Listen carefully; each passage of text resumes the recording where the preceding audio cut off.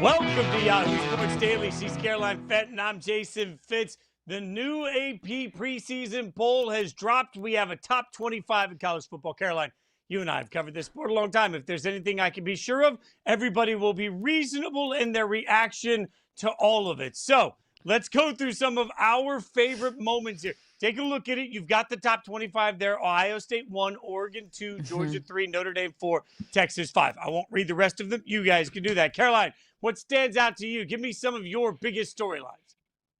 First of all, I hate preseason polls. They're not going to go away. They're great fodder and content for us on our shows, but they're dumb. It's all total and complete speculation. But what stood out to me was Alabama at 13. I think we all kind of have conveniently forgotten that Alabama did get to the college football playoff last year. Alabama did play in the SEC championship game last year. Now they got their butts whooped, but they were still there, and they beat Oklahoma in Norman to find themselves in the second round of the CFP, in the CFP quarterfinal. But they're still at 13. And I don't have a problem with that. Alabama has a quarterback battle between two unproven quarterbacks that's unfolding right before our eyes. I don't have an issue with that.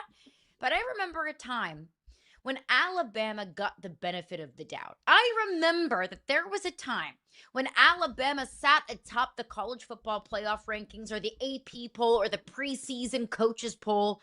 It was, hey, Alabama's going to be a top 3, top 5 team because there was a Nick Saban benefit of the doubt. It was easy to trust Nick Saban. It was easy to put Alabama at the top because more often than not, they were going to be at the top. They belonged at the top. Now Alabama sits just kind of in the mucky middle because whatever equity or goodwill Nick Saban built up for the Alabama brand is gone.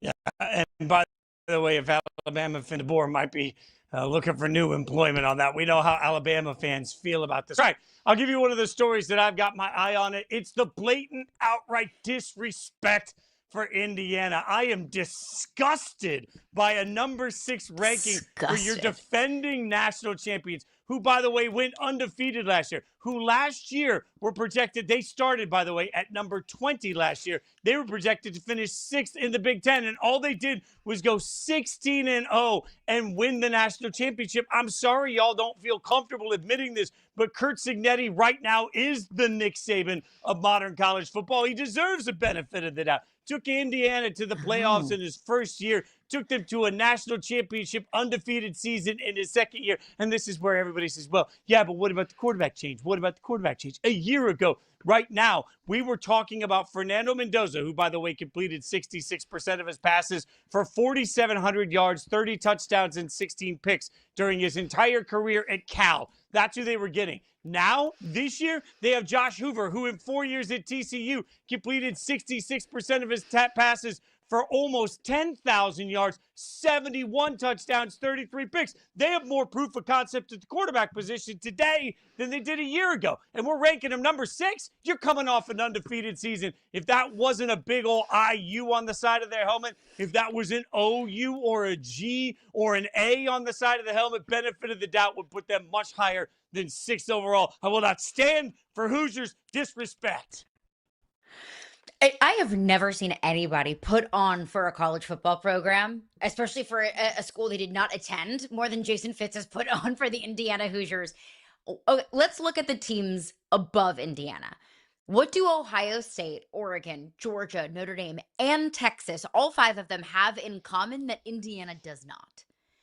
All 5 of those teams are returning their starting quarterback.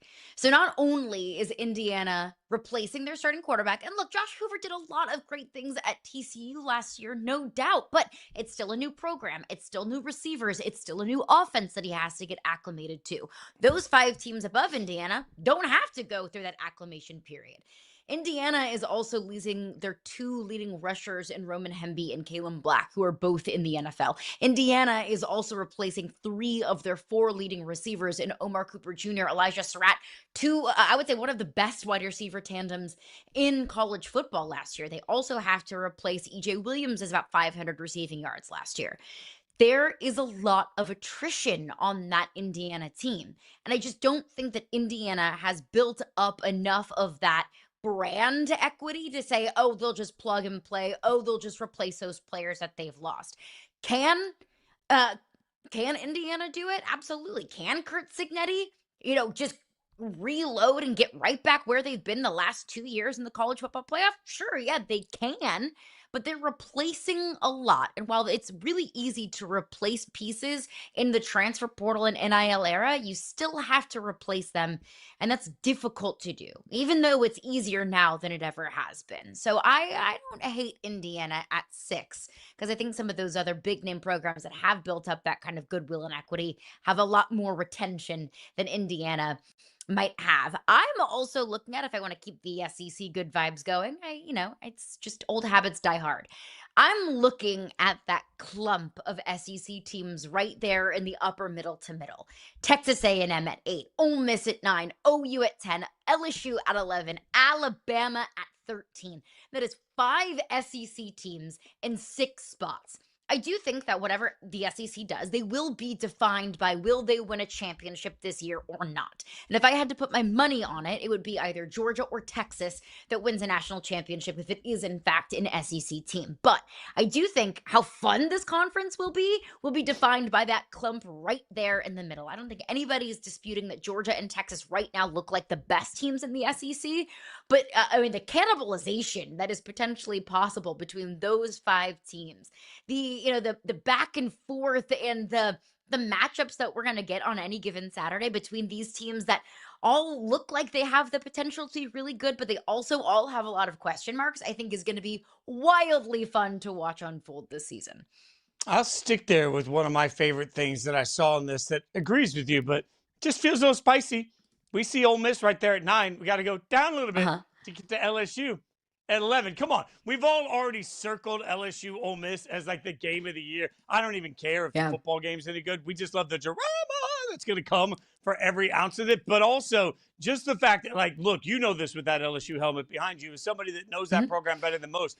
What there won't be this year in LSU is a hell of a lot of patience, right? And what there's going to be for Ole Miss is a hell of a lot of vengeance. So now you get an Ole Miss team that is just going to be fired up against an LSU team where the mindset is Lane wanted to leave for LSU because it gave him a better chance to win national championships because there are better resources, better everything at LSU to help him get to the next level. To see Ole Miss ranked just a little bit, thank you very much, to see Ole Miss ranked just a little bit above LSU, oh, that's the fire that everybody needs here. It's fire for Ole Miss. It's also fire for LSU. It's fire for Lane Kiffin. And it's a reminder that LSU Ole Miss is going to be the game of the century, millennium, decade, all of those things wrapped up in one. We might as well spend the whole week leading up to that show just talking about that game, Caroline, because it's going to be the fiery one. So the fact that LSU is below Ole Miss, I think is spicy.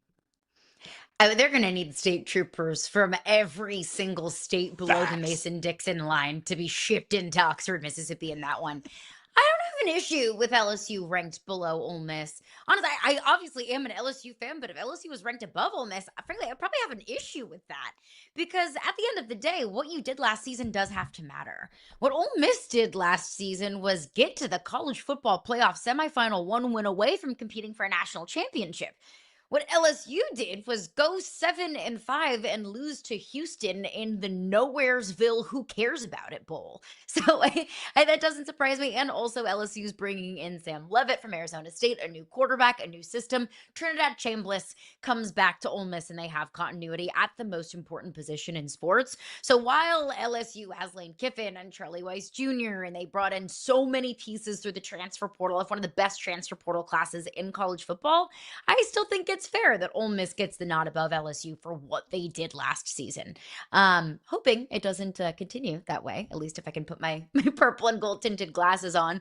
I'm going to look at the ACC, though, because that conference, I think, is fascinating to me. It kind of feels like Miami and everybody else, and the rankings kind of show that. You have Miami at 7, which I think there's maybe even an argument to be made that feels a little bit too low, coming off of a trip to the national championship game last year. You have SMU at 19. You have Louisville at 24. It is the haves the have, which is Miami, and the have-nots. Everybody else just kind of sprinkling out there the rest of the ACC. The ACC was in a really uncomfortable position last year in the CFP. It was a fair argument to be made that at the time, Notre Dame deserved to be in over Miami. There was a realistic possibility that the ACC was going to be missed out of the college football playoff entirely last year. And it doesn't look like the league can, at least from the preseason AP poll and from the media that covers college football, that there is going to be, a whole lot of drama to be made in the conference this year. So I don't think SMU and Louisville are getting enough recognition. I think SMU has the capability to be a surprise team, that Kevin Jennings is a dark horse Heisman contender going into the season. But the way the ACC is viewed this year, I think, is fascinating. Also worth pointing out for anyone that hasn't seen this, the preseason AP top 25 rankings of national champions. Only one in the modern college football playoff era, only one national champion has begun the season ranked below number 6 in the preseason poll. That would be last year, Indiana. So being top 6 versus being 7 or being in the middle of this pack does absolutely matter. So certainly something to keep an eye on. I'm also keeping an eye on Michigan. I'm trying to figure out where benefit of the doubt comes from, because as much as we're going through this and talking about some of these teams that we have question marks about, I think Kyle Whittingham's a great coach. Not a good coach, a great coach. And I think he's going to have Michigan right where Michigan wants to be. But I do think that there's a bit of an acclimation period, and I'm not sure what we still expect from Bryce Underwood. We talked earlier about the fact that, look, I'm all in on Indiana because I believe in at least half of the equation. I do believe that Michigan has the right man on the sidelines, but I don't know what we've seen from them that justifies the level of ranking they're getting when there are so many unknowns around the program. I know in sports talk, it's difficult to be the Mike Could guy, like, maybe, sure, we'll see. I think Michigan's one of those teams that you could talk me into Michigan's going to be very good. You could also talk me into Michigan wins 8 games in a bumpy road while they're trying to figure out how to beat Kyle Whittingham's football team. So I have a hard time getting to that level of ranking when we just haven't seen as highly ranked a recruit as Bryce Underwood was. We haven't seen it on the field. I'm a little curious where we got to that ranking for Michigan. I kind of felt the same way about Penn State. I love Matt Campbell. I thought that was a genius hire on behalf of Penn State. Took them a little bit too long to get there, but they made the hire nonetheless. He brings over Rocco Becht from Iowa State. I mean, State College has essentially become Ames, Iowa East, but there is still an unknown there. The level of competition is ratcheted up that much more from the Big 12 to the Big 10. So a lot of question marks between those two blue blood programs in the Big 10. But I'm going to bring it back to the ACC. Not only are we reacting to what we do see, but I'm going to react to what we do not see. And what we do not see is a team that has been there, not just in a preseason top 25, but in the preseason top 10, the preseason top 5 over the last decade or so. And that's Clemson. Now, Clemson was in the coaches poll at 23, and I thought that was ridiculous because I thought, based on what? Christopher Vizina, their quarterback, has basically, 0 time on task and has played very little college football in his 3 years at Clemson. Clemson lost so much defensive talent to the NFL draft this past season. Dabo even said it himself. He said, we're a bunch of nobodies, which obviously is a bunch of bulletin board material. He doesn't have to manufacture it. It actually is there. Clemson is all of a sudden become an afterthought. And who would have thought when Clemson was winning national championships and getting to even more, when Clemson was the king of college football, or one of the kings of college football for so long, that we would be in a position now where Clemson doesn't even crack the preseason top 25.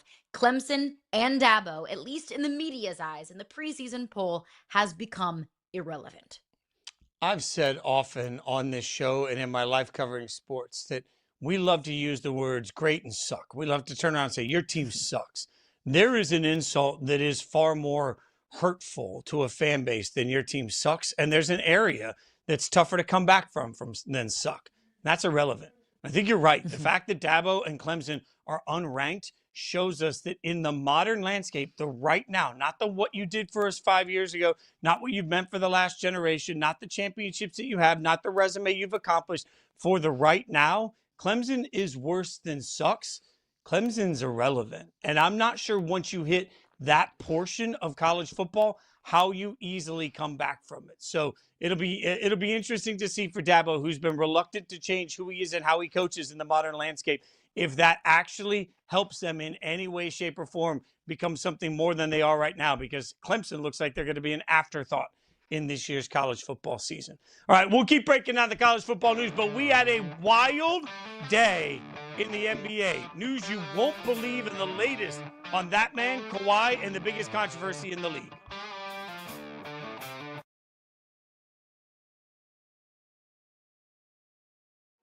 Losing Laramie Tunsil, top 3 left tackle in the NFL, it's a huge deal because now this offensive line goes from interesting to maybe bad. Now, Brandon Coleman, who's my X factor for them, he did start all of 2024, his rookie year, and they were one of the best offenses in the NFL that season. If you want to be this more, under center, deep drop back passing game, you're going to need your protection to be really good, as opposed to like we're in the gun and getting it out in the horizontal raid with Cliff Kingsbury.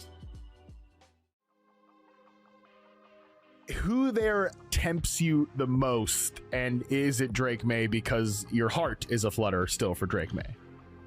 It is Drake May.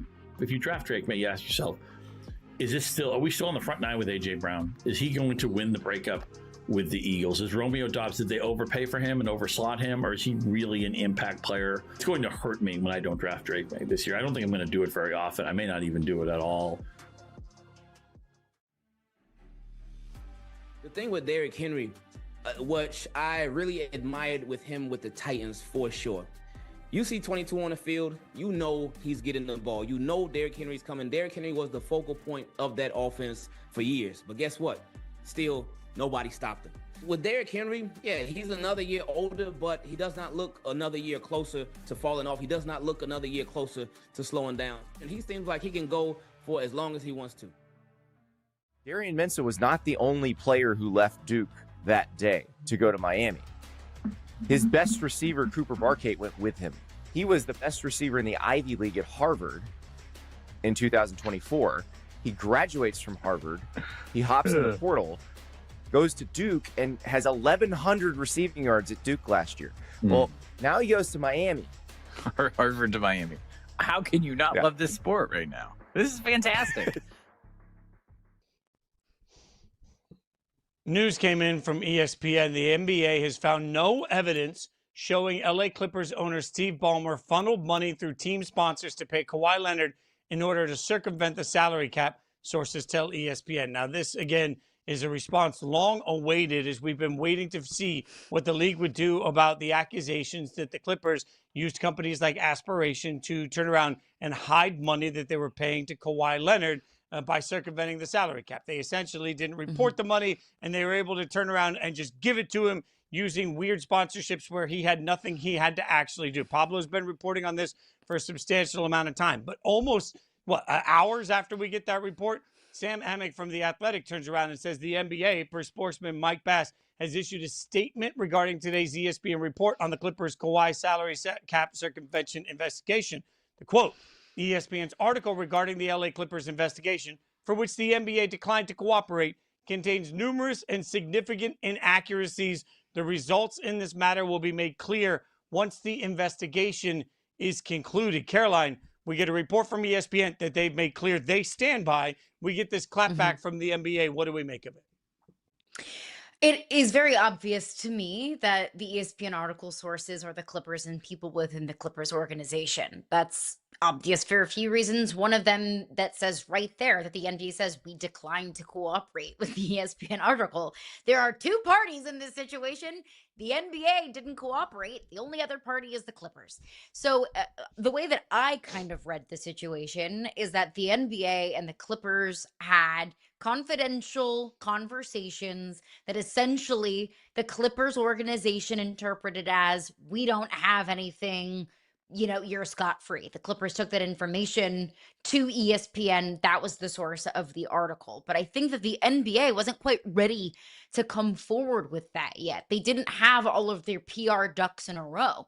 they weren't prepared for the Clippers to come forward to, to ESPN and have ESPN report that information. So how do you kind of bring the ball back into your court? No pun intended. How do you kind of try and take control of the situation? Well, just say, well, that's inaccurate because we weren't ready to report those things. We didn't have all of our T's crossed and our I's dotted. But I think that's the Clippers' way of showing we're not scared of the NBA. You told us something, cool, we'll move forward with it. We're not scared of you. We're not going to wait until you give us the green light for us to share the information that we were told. The Clippers are saying, look, we were exonerated. Any sort of evidence that you may have collected is not going to hold up into arbitration. So we're just going to go ahead and exonerate ourselves publicly if you are not going to do it. All of this kind of proves to me, Fitzy, the Clippers feel, and I don't think they're even wrong in feeling that way. And I say the Clippers, and I really mean Steve Ballmer and the Clippers front office and the ownership group. They feel like they have more power and control and influence over their team and just in general than the NBA has. And I don't think that they're really wrong in feeling that way. This feels to me like the ultimate everybody just denies everything. The Clippers come out and say, we didn't do it. They don't have any evidence. We didn't do it. So the Clippers tell ESPN that. ESPN reaches to the NBA for comment. The NBA doesn't give them comment.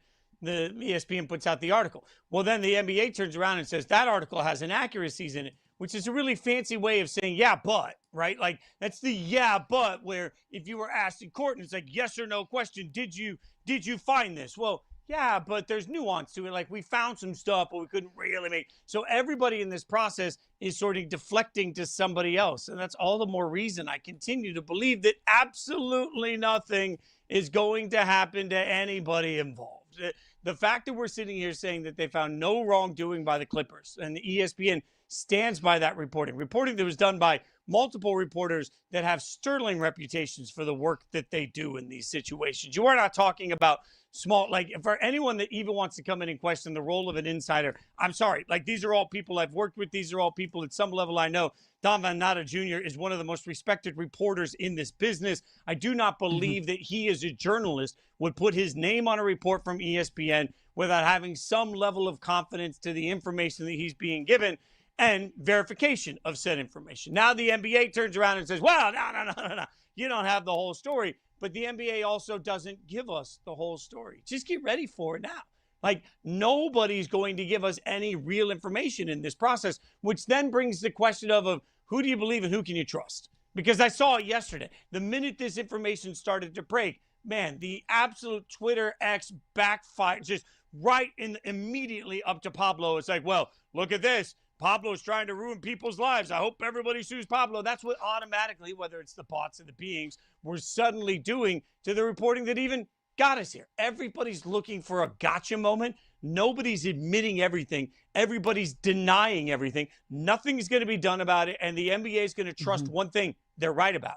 The minute we have games, nobody will give a damn. We, as a collective media and as collective NBA fans, are never going to hold Adam Silver or the NBA responsible. So why should anybody admit anything when they all know at the end of the day, Caroline, they can and will get away with whatever the hell they want to do? I also think it's telling that the Clippers, in one of their responses to the NBA, was, hey, it is allowed under the CBA that teams can introduce players to prospective sponsorships or partnerships. And they added in that little piece that says, an ordinary practice by NBA teams and a common request of players and representatives. I interpreted that as the Clippers' way of saying, you sure you want to do this? You sure you want to start looking into every single partnership? Are you sure about that? Are you sure that you really want to open up this can of worms? Because if you want to hold us to a certain standard, that's fine. Because we would expect all 29 other teams and all 29 of their owners to be held to that same standard as well. You really want to look into every single potential backdoor handshake and under the table deal that's ever been done between an organization and its star player? Or do you really want to get into that? Because we're ready to get into that. We're ready to get into that kind of legal battle. Because I think the NBA just wants this to kind of just be over with. I think the NBA just wants everybody to really forget about this, because I think the NBA understands that they really don't have a leg to stand on. because in life, in business, in everything, money is power. And Steve Ballmer has significantly more of it than anybody inside the NBA office and anybody else that owns an NBA team. So I think the Clippers are saying, okay, you want to do this? Yeah, bring it on. We're willing to go to arbitration. We're willing to fight this tooth and nail. And there's really nothing that you can do about it. Do I think the Clippers are guilty? Heck yeah, I do. I absolutely think they circumvented the salary cap. But I think from the Clippers' perspective, it's what is the NBA gonna do about it? The other part of this, Caroline, that I think we have to acknowledge. Let's say we're right. You and I both agreed that the Clippers probably got away with something here. Okay, so what? Even if that's the truth, if everybody stands up and denies everything, no punishment happens, how many people stop watching the NBA this season? How many people are like, you know what? If the Clippers are getting away with that, I'm out. The answer to that is a very limited number. But to your point, if the Clippers come out and say, well, this is a pretty standard practice, if the Clippers decide that they want to try and open up the skeletons in every owner's closet across the league, and we want to try and make every single ounce of league business transparent to the world, because if you're going to punish us, let's punish everybody. All right, now all of a sudden, if mass cheating is exposed, how many people check out on the NBA? That's part of why I think the Clippers have all the power here. What Adam Silver needs is for this to go away. And if the Clippers cheated and everybody just denies it, nobody admits any wrongdoing, nobody gets any punished at all, most fans will forget about it. Most fans will pretend they care about it. And when it comes to the playoffs next year, we're all still going to watch the product. So I think that has to be factored in. Now, that wasn't the only chaotic story yesterday. The Lakers back in the news, because we were live on air a couple of days ago when it was announced that the Lakers were being sold yet again. But the Buss family announced they were selling their 17.8% stake in the Lakers to Kushner and Iger as well. That's what we thought. But now Jeannie Buss, who is the controlling owner within the family of the Lakers, has turned around and said, not so fast, my friend, challenging whether or not the family agreement allows the family to decide to sell. Her basically saying, I don't want out. What the hell are we doing?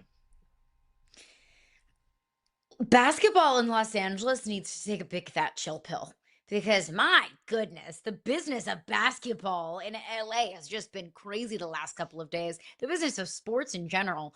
So it's my understanding that in the Buss family trust, Jeannie Buss has final say. So of course her siblings, and it's 6 siblings, they all have their own share of ownership, but Jeannie Buss is the one that says yes or no. She basically speaks for the family. So what she is saying, what she's arguing is, all of my siblings voted yes to selling off our shares, which feels like a big old middle finger to Jeannie, who fired all of her siblings. And she's saying, no, you can't do that because I have to give final say. Now, I don't know what the specificities of the clauses are. I don't know the legal jargon that allows Jeannie Buss to say yes or no, or if she does, in fact, have any sort of leg to stand on in all of this. But if I am Bob Iger and Josh Kushner, I just kind of want Jeannie Buss to go away. I happily will gobble up the 17.8% ownership owned by the Buss family trust, and I say, just move on with it, okay? We don't want any sort of resemblance of the former iteration of the Lakers to be here. Yes, Jeannie Buss is great with Lakers fans, and yes, the Buss family has been an institution in Lakerland, in LA, and in the NBA for the last 40 plus years. I understand that it's kind of hard to swallow that this has been such a long-standing era of the Los Angeles Lakers that is now going away. But Bob Iger is one of the most well-respected businessmen in sports and in media and just in general.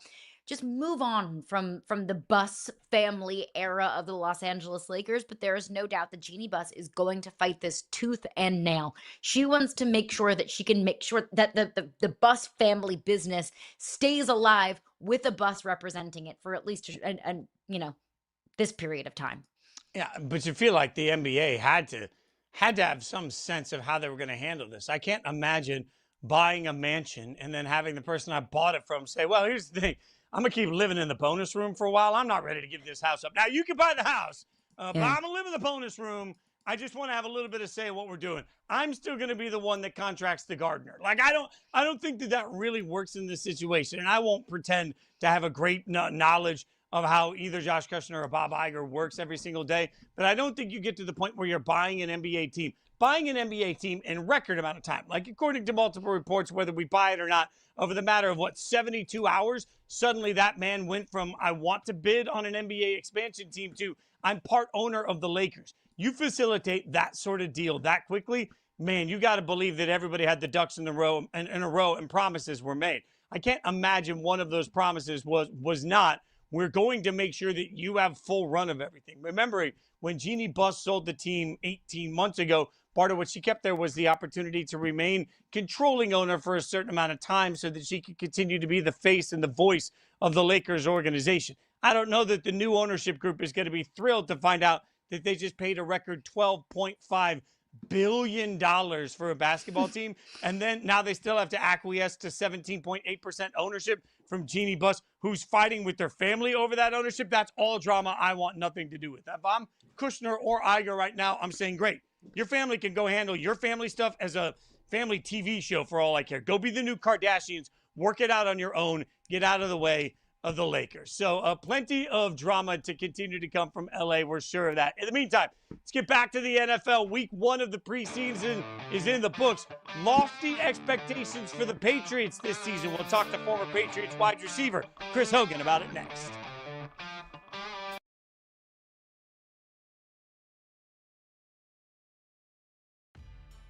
We're going to talk about Alan Graves, who looks like a hit of a draft prospect for the Toronto Raptors. Looks sensational, man. I thought the shot was there. You talked about the percentage, but also most of the shots were off of the catch, above the break. Just a good sign in terms of his positioning. And I think for the Toronto Raptors, a team that already has so much size, adding Alan Graves to this, it almost feels like some of those championship Raptors teams.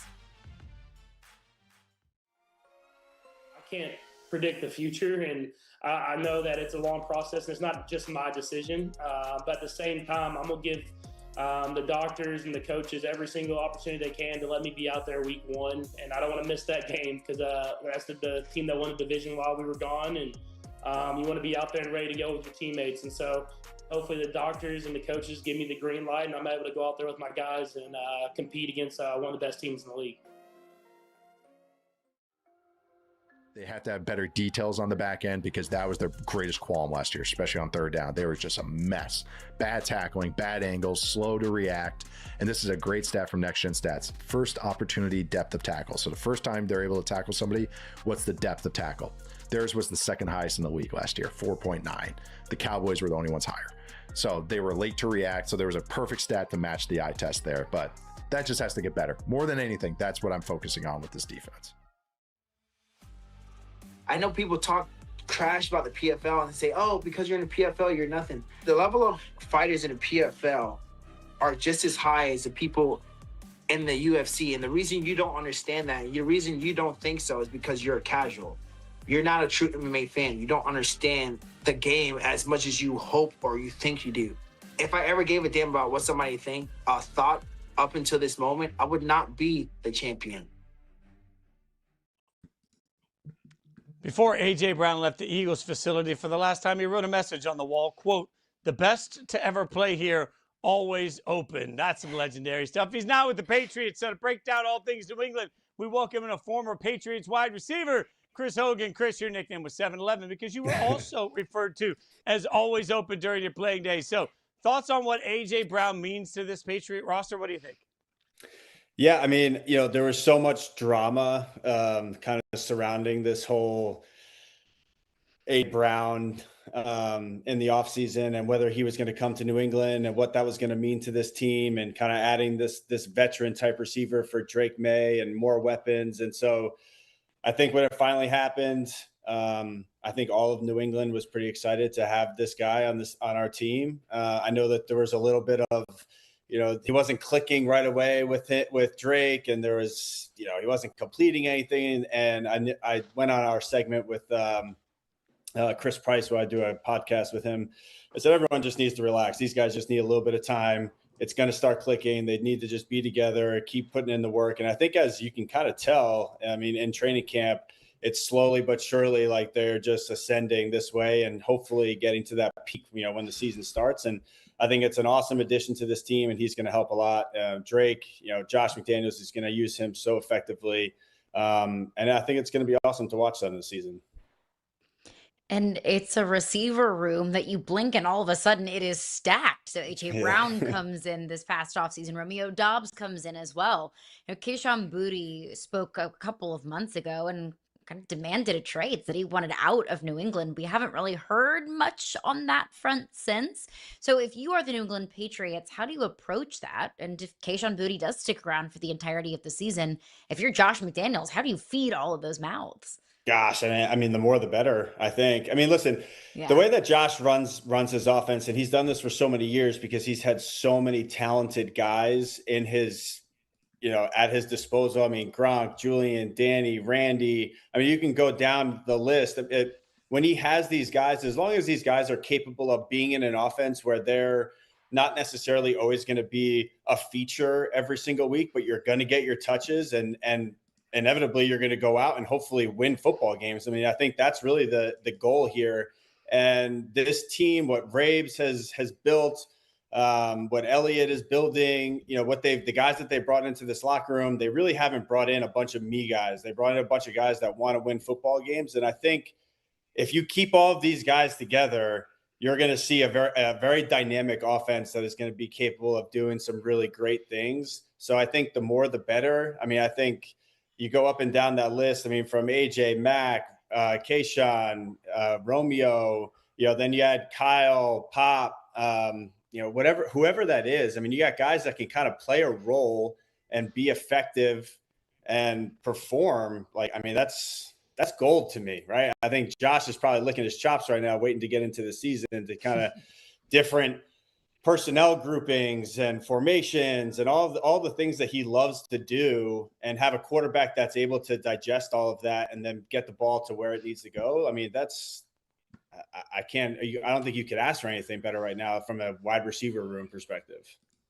Not sure we can ask for much better from the way Drake May played last year either. And I'll be honest with you, Chris, part of what surprised me, I've talked to a couple of guys that have been part of Josh McDaniels' offense over the years.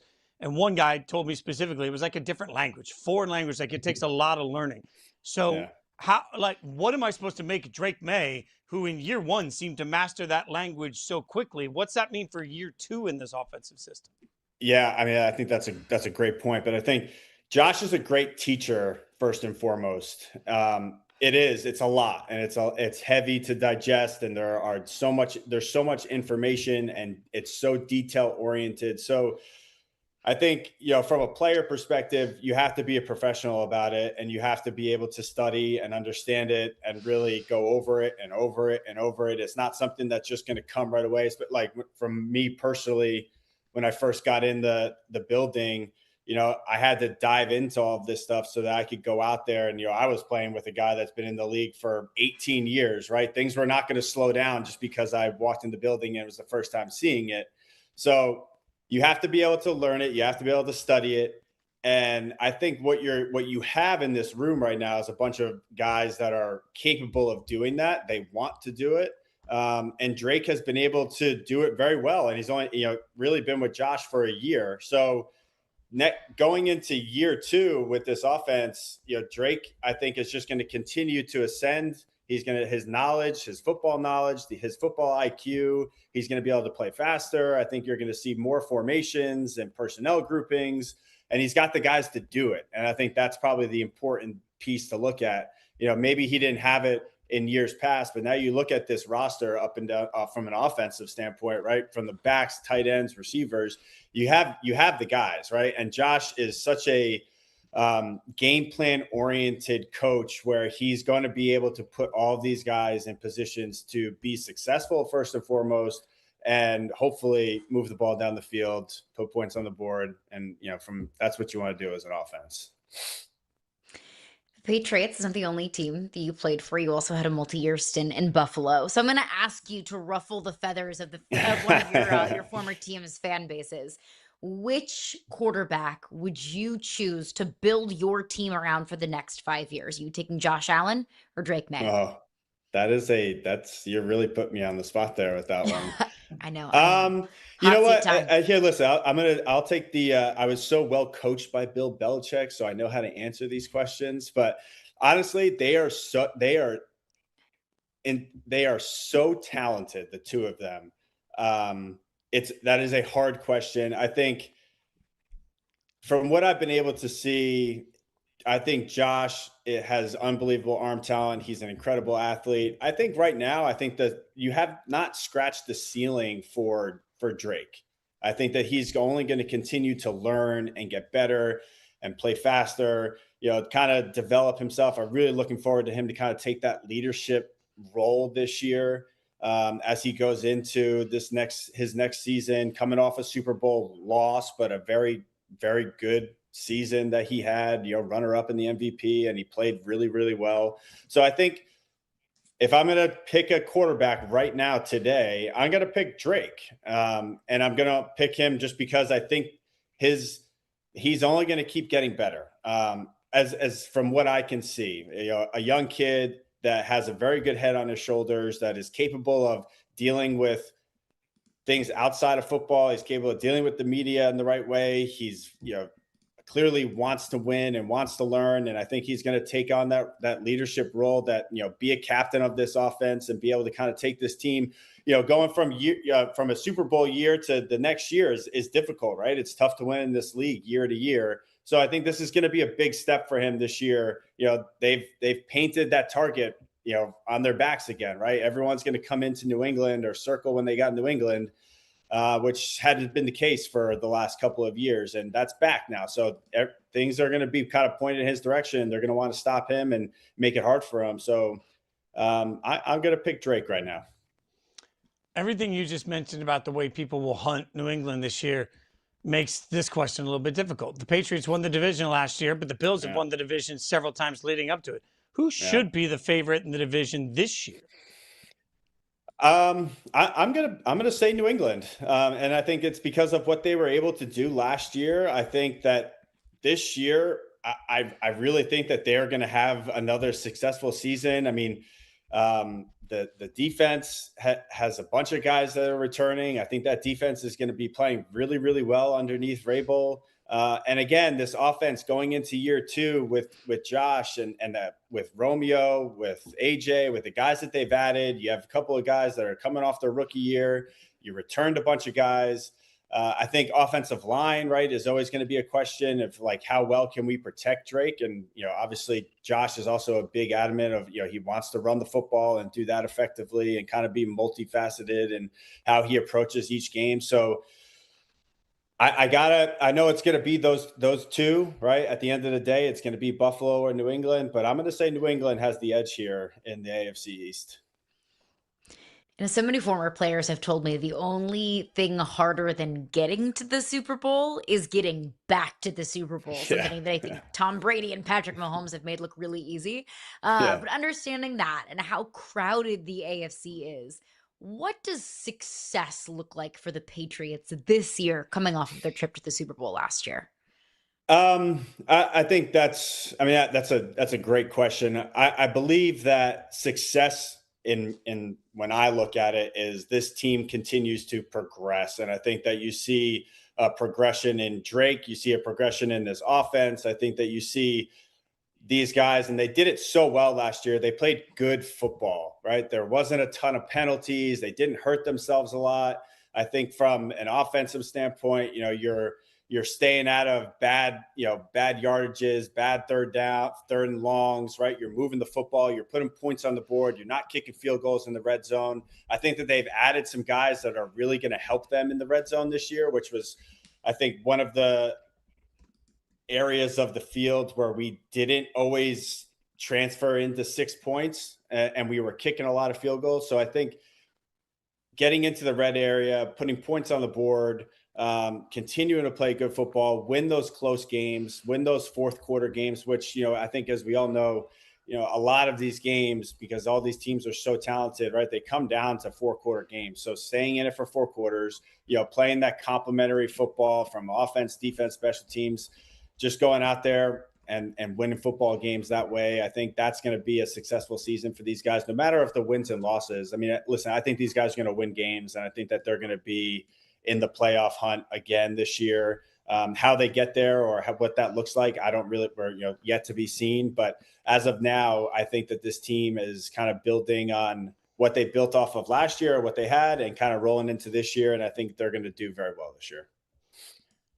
Winning cures everything. I know that. And Mike Vrabel is a coach that loves to keep a very straightforward, non-distracted locker room. That's obviously been difficult over the summer.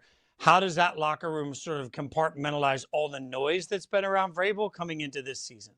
Yeah, I mean, listen, I think we dealt with it in the beginning of the season, and we haven't really heard about much of it once training camp started. And I think that, again, what the guys that they've put in this locker room, they are capable of separating, from what's outside the doors of the facility to when they get into locker room. It's all it is about football. And I think Mike has done a very good job of kind of explaining to his team, like, listen, it is what it is. Like, he's going to deal with his stuff on the outside. But when it comes to being in the locker room and being in front of the team, it's all about winning football games.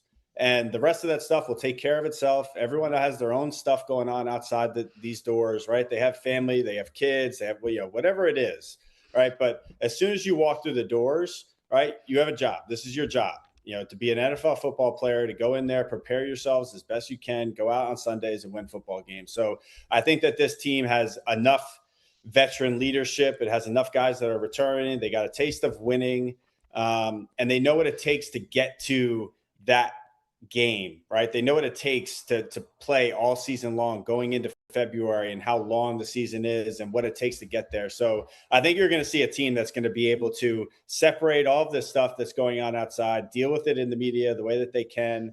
And they've been doing with a very good job from what I've been able to tell, and, focus on what's important. And that's winning football games. So we just got the news late last night that Keenan Allen was signing a 1-year deal with the Indianapolis Colts. Walk us through how difficult that must be mentally, physically, from a football perspective of Keenan Allen is the guy with the Chargers for so long. And then now he's signing short-term deals, learning a new offense, learning chemistry with a new quarterback, learning an entire new organization and franchise. What are some of the difficulties and the processes that go through adjusting to where you are in your career at that point? Yeah. I mean, listen, I think, Father Time is undefeated, right? And, at some point you get into your late in your career, and not everyone is fortunate to play their entire career, underneath one team. And Keenan has been able to be so successful for so long, and he is one of the great receivers that has ever played in this league. And for a guy like him, and speaking from me personally, you go to different teams, right? But what it takes to win and to be on the field and be a professional. And I think that Keenan is going to be able to go into a different offense. He's going to be able to learn it very quickly. This league is it's a copycat league. I mean, all the plays and the formations and all of this stuff, it's all very similar. They just might have a different name or a different way of calling it. So I think for him, it's just going to be kind of learning the offense, being able to kind of create that chemistry with a quarterback, which is hard to do. It doesn't happen overnight. So, but he's going to take the time, right? He's a professional. He's a veteran guy. He knows what it takes to do it. And he's been doing it for a very long time. So he's probably taken this time, I think, as a veteran guy, going and signing right now, he's had all this time to, kind of, work on his body and stay ready and be in shape, and, not be in training camp, which probably was pretty nice for a little while. So he's probably enjoying that. And now he gets to kind of this slow on ramp where he'll be able to, learn the offense, get into the playbook, get into the locker room with the guys. He's well respected. I mean, he's got the resume. So everyone knows when Keenan Allen walks into the locker room, it's not like, who is this guy, right? Everyone knows who he is and what he's capable of doing. And I think that the Colts should be very excited to have a guy like that on the roster. You can listen to him on the Patriots Report. You can follow him on Twitter, X at Chris Hogan _15. Chris, man, really appreciate your expertise. We tried to pin you. You handled it perfectly. Belichick talks perfectly how to dance that. We appreciate you so much, Chris. Thanks for the time this morning. Yeah, thank you, guys. I appreciate it.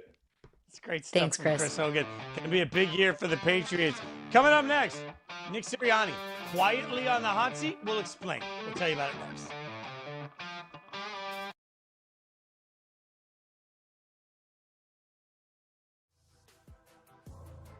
And that's really what we get into with the first quarterback I want to talk about, Sam Leavitt, transferring from Arizona State over to LSU.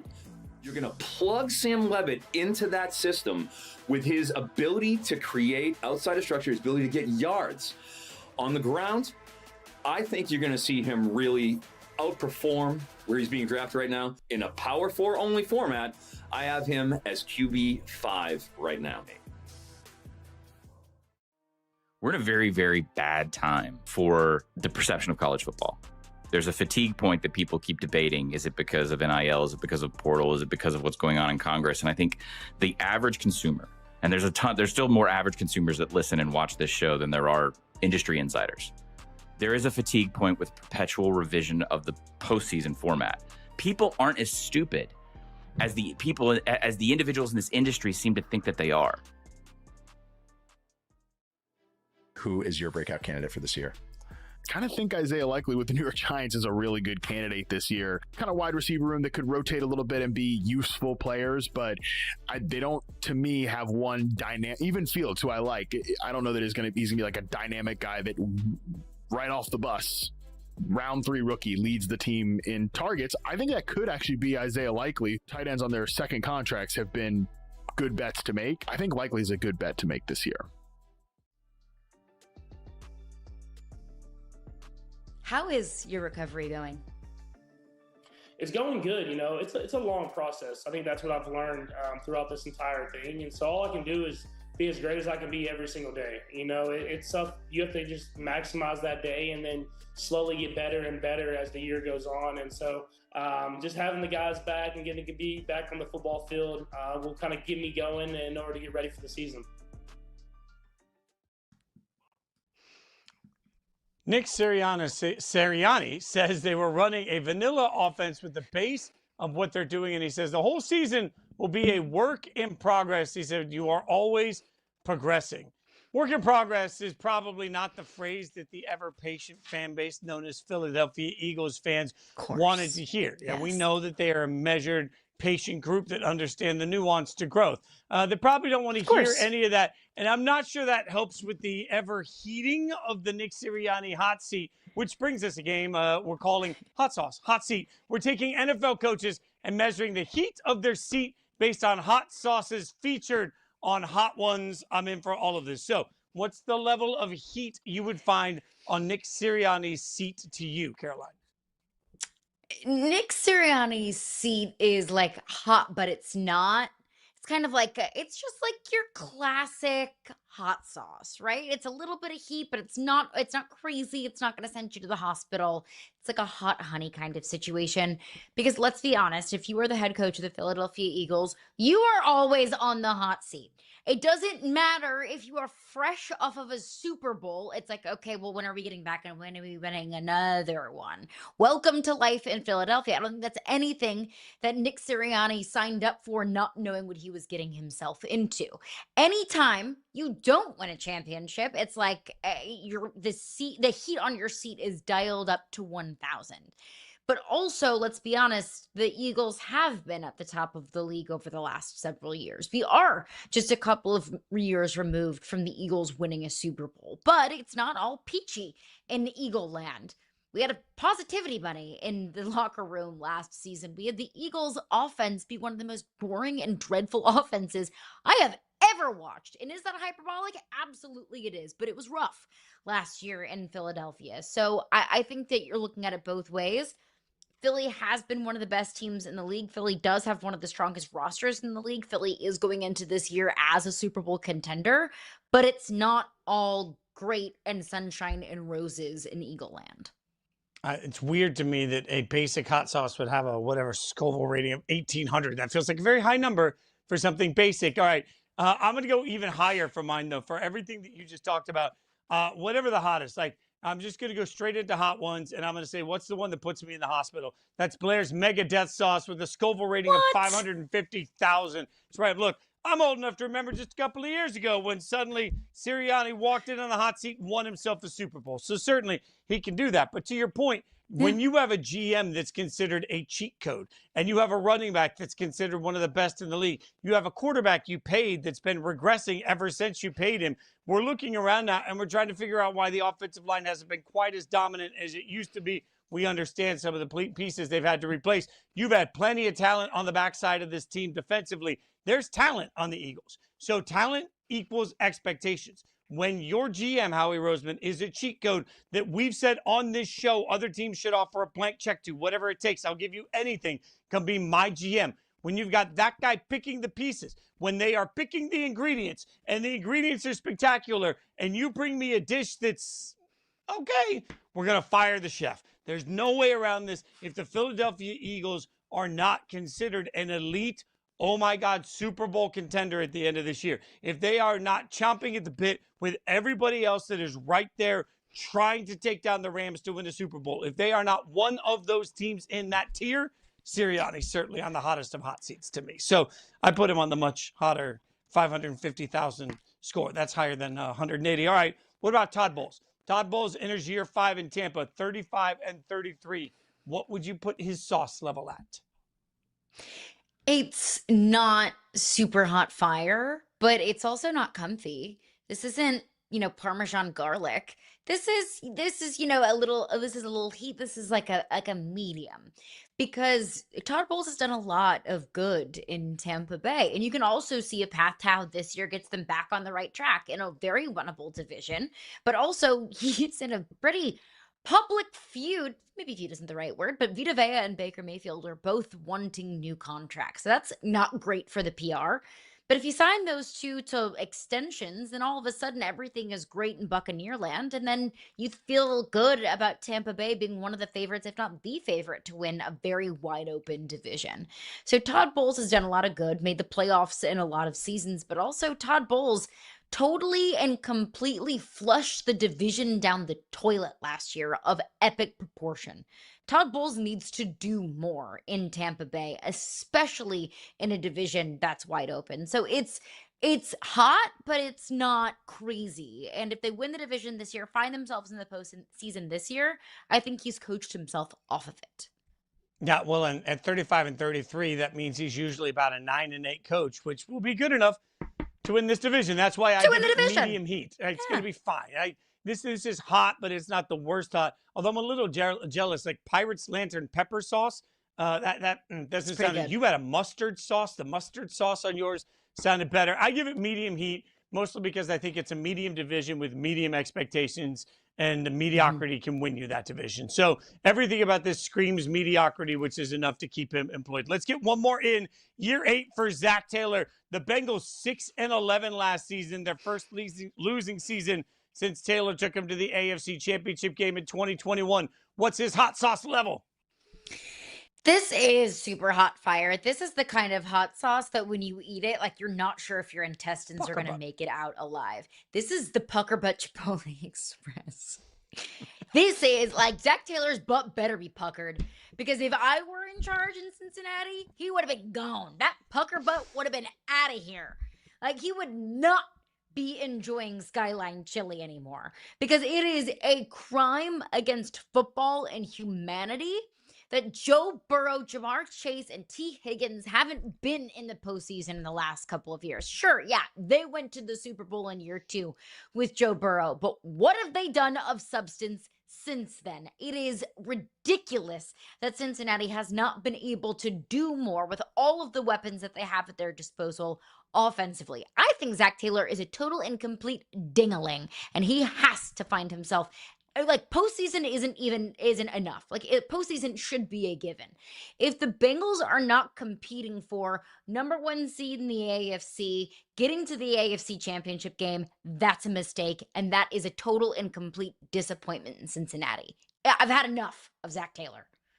If you consume pucker butt, you deserve whatever you get out of it. Look, I agree with you. Everything you just said. True. Whatever the hottest of the hot is that we can get, the wildly hot one's the last dab. Scoville rating of 2 million, and I want to be clear here.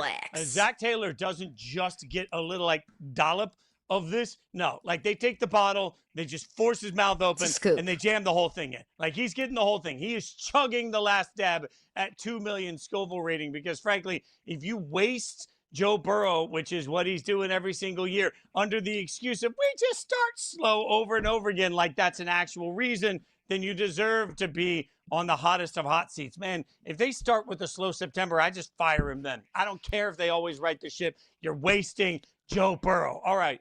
From hot takes and pucker, but we're going to go from the content only this show can give you to some actual smart analytics conversation.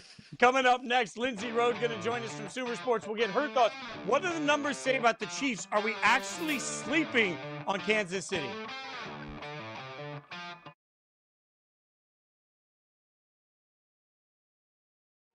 Losing Laramie Tunsil, top 3 left tackle in the NFL, it's a huge deal because now this offensive line goes from interesting to maybe bad. Now, Brandon Coleman, who's my X factor for them, he did start all of 2024, his rookie year, and they were one of the best offenses in the NFL that season. Yeah. If you want to be this more, under center, deep drop back passing game, you're going to need your protection to be really good, as opposed to like we're in the gun and getting it out in the horizontal raid with Cliff Kingsbury. Who there tempts you the most, and is it Drake May because your heart is a flutter still for Drake May? It is Drake May. If you draft Drake May, you ask yourself, are we still on the front 9 with A.J. Brown? Is he going to win the breakup with the Eagles? Is Romeo Doubs, did they overpay for him and overslot him, or is he really an impact player? It's going to hurt me when I don't draft Drake May this year. I don't think I'm going to do it very often. I may not even do it at all. The thing with Derrick Henry, which I really admired with him with the Titans for sure. You see 22 on the field, you know he's getting the ball. You know Derrick Henry's coming. Derrick Henry was the focal point of that offense for years. But guess what? Still, nobody stopped him. With Derrick Henry, yeah, he's another year older, but he does not look another year closer to falling off. He does not look another year closer to slowing down. And he seems like he can go for as long as he wants to. Darian Mensah was not the only player who left Duke that day to go to Miami. His best receiver, Cooper Barkate, went with him. He was the best receiver in the Ivy League at Harvard in 2024. He graduates from Harvard. He hops in the portal, goes to Duke, and has 1,100 receiving yards at Duke last year. Well, now he goes to Miami. Harvard to Miami. How can you not love this sport right now? This is fantastic. 2025 QB EPA when blitzed, minimum 100 plays. You see Drake May right there at the top. Jordan Love, who gets his fair share of love, also at number 2. And then you've got Lamar, Stafford, Caleb, and Bo Nix. Some young quarterbacks on that list. That from Sumer Sports, one of the smartest sites you can get out there. We welcome in Lindsay Rhodes, one of the hosts of the Sumer Sports show. So we just listed several quarterbacks that are entering a critical year 3. What numbers should we be looking at to figure out which quarterbacks are ready to jump into that elite tier? First of all, welcome back. Very happy to see you back on the show, Jason. Oh, thank you. Year 3, a stat that I think we're always looking for, just in general when it comes to quarterback play, is EPA per play. And I know that a lot of your listeners are like, I don't even know what that is. I don't know what that does. I don't know how you calculate it. I always say to that, I'm like, you don't know how you calculate passer rating either. You just got used to the numbers and you know which one is good. You know which one is like, okay, you know which one is bad, right? Like, you know the range. Like, let's do that with EPA per play because it's the best at telling a story about what's happening either on the offense or the defense. Now, it is generally best used as a team stat as opposed to an individual player stat. Like, it's not going to tell you which wide receiver is good or which running back is good, but quarterback, I think it's pretty good because it takes a snapshot of all of the different things that they do and the quarterback's involved in every play. EPA per play will reflect all the things that we're looking for here: decision-making, accuracy, ability to generate explosives, efficiency. Are you leading your team on scoring drives? Are you not taking sacks? Are you not turning the ball over? All of those things are essentially taken into account in that number. Not always a reflection of an elite quarterback. It could be an elite offense with a capable quarterback in it. But as a general rule, I think it's a pretty good snapshot of what we're looking at. And not coincidentally, Drake May was number 1 in that stat last year. I think another one to keep an eye on that I think is an important stat and a telling stat about a lot of different things that a quarterback's doing is pressure to sack ratio. It's relatively sticky with regards to year consistency. Though some of the most elite quarterbacks in the league last year were not at the top of that particular stat. Sometimes it's because they're just trying to buy extra time when situations kind of go awry and then they end up taking a sack while they try and extend drives. But that is specifically the number that I'm looking for this year for Drake May in terms of him taking the next step.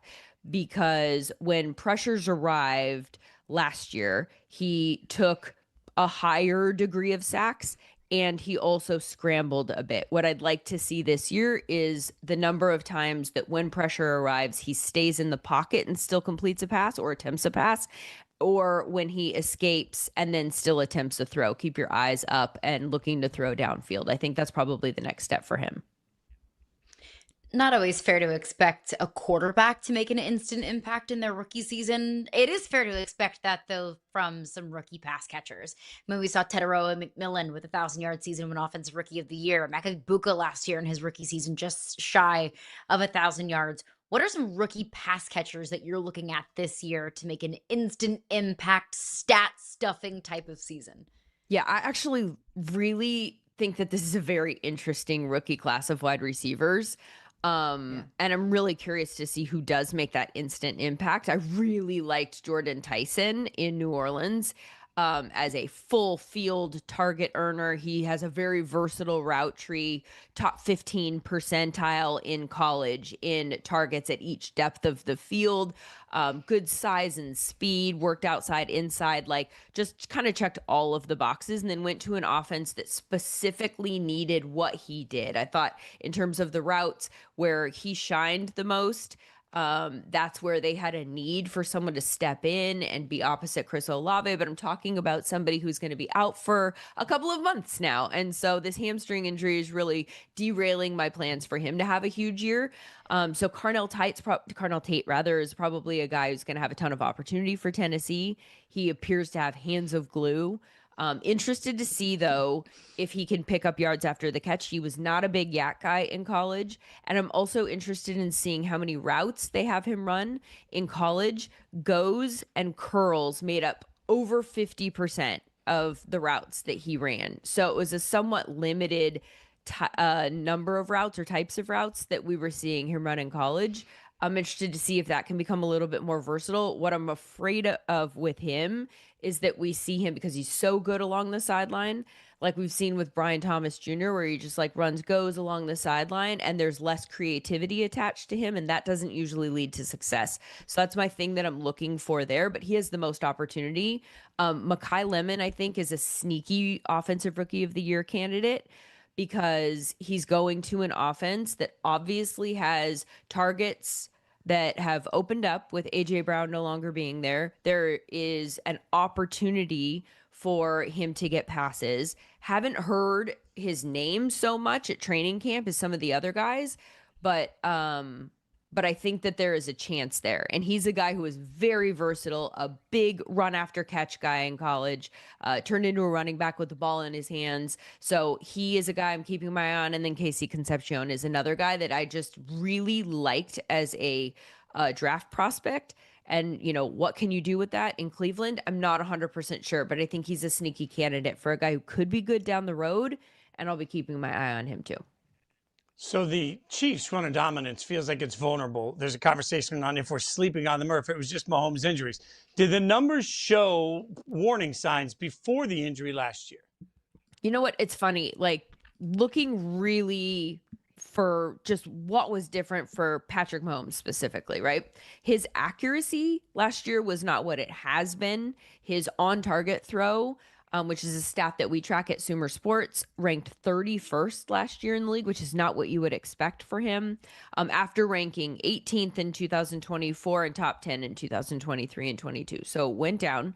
Completion percentage ranked 28th, top 10 3 years prior to that. His scramble rate was up slightly from 5% to 8% last year, which was the sixth highest scramble rate and the second highest scramble yards. So he's kind of like giving up on the play to a degree and tucking it and running it. There could be signs that things weren't playing out the way that he would have preferred, right? Like, I think that could be signal there. But what I think is super interesting about the Chiefs and the fact that they were even out of the playoff hunt before he got hurt is that the rest of their team stats weren't all that different from 2024, the year that they won 15 games. I think that I mean, nobody wants to attribute anything to this, but I think that there was, to a degree, a luck regression. Their one-score games in 2024, they went 11-0. And last year, in one-score games, they went 1-7. The point differential was nearly identical to 2024. This is an example of a play here at exactly the wrong time, right? Special teams play, a turnover in crunch time, that one completion that actually just got made, like on one play, or a field goal make or miss or something like that. Like, those things that went in their favor in 2024 did not go in their favor in 2025. It was just, I mean, they say it's a game of inches. And for the Chiefs last year, that was absolutely the case. So I don't think that their defense looks as good going into this year. They've got some young pieces on defense, particularly in the secondary. They're going to have to step up early on. And I don't know if it's fair to just expect that they will hit the ground running and fill the shoes of Trent McDuffie, for instance. But I do think that they are a team that I would rather bet on than bet against based on history. Lindsay, it was not that long ago that we had running backs hopping on a Zoom meeting to discuss the declining value at that position. Fast forward to now, both Jahmyr Gibbs and Bijan Robinson get very, huge new deals. We saw Jonathan Taylor get the largest third deal for a running back in the history of the NFL. We saw Jeremiah Love get drafted with the number 3 overall pick. Is there a statistic or a number that points to investing in a running back being a smart or maybe not smart investment? I kind of feel like this is not a parade I want to rain on, but I might be the worst person to talk to about this, because the thing with the running backs is, I'm going to try to be careful about how I say this. If you are a running back that is not on a good team or a good offense, it almost doesn't matter. And that's what we've seen with Bijan Robinson. Clearly, we would all like Bijan Robinson on our team. Bijan Robinson is one of their best weapons in Atlanta, if not the best. I'll put Drake London in that conversation too. They do have some pieces, but Bijan is a special running back. That is not up for debate. Ashton Genty was a special running back, and they finished last in rushing last year, despite the fact that he was there, because running backs are very reliant on environment. You have to have a solid offensive line. You have to have a solid quarterback that is going to draw the defense out. You have to have certain things in order to have success as a running back, or the type of success that can change a losing team to a winning team. And that's where, again, I point back to Bijan Robinson. Since he's been there in Atlanta, his individual numbers have been very, very strong, and he clearly has done the most that he possibly could. They've never had a winning record. So I am not actually a huge proponent of using draft assets.